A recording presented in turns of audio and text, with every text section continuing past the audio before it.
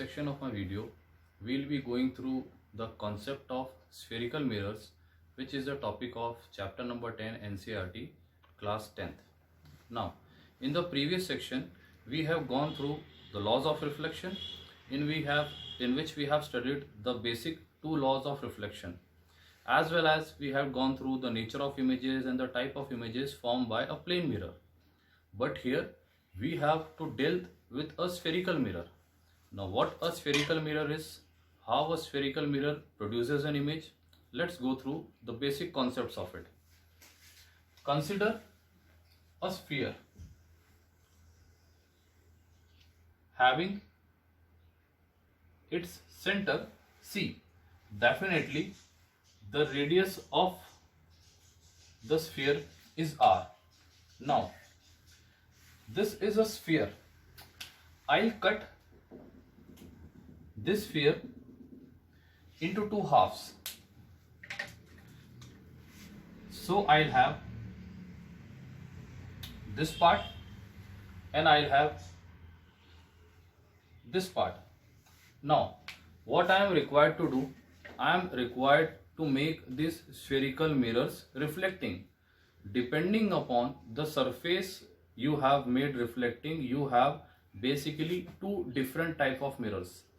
How you make it reflecting? Let us observe. Consider this part.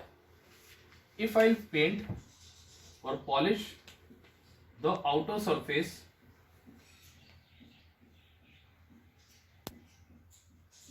due to which this inner region is made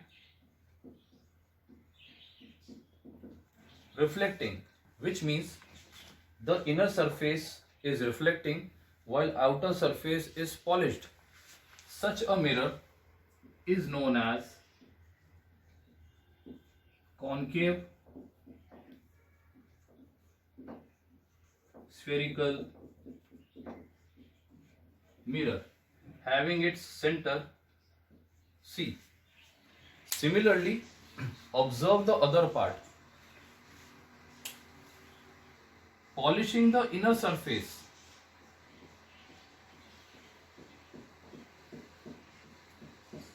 and making the outer surface reflecting, which means this outer surface is the reflecting while the inner surface is painted. That is, the surface which is bent towards the center is painted. This outer surface is made reflecting. Such mirrors are known as convex mirrors. So we have basically two types of spherical surfaces. One is concave spherical mirror, another one is convex spherical mirror. The type of surfaces which are made reflecting, you have just observed, we often confuse with the surface which is made reflecting and the surface which is painted.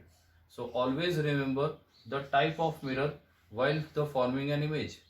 Depending upon the surface painted, we use these kind of mirror for different applications that will be studied in the later section. So these are the two basic mirrors.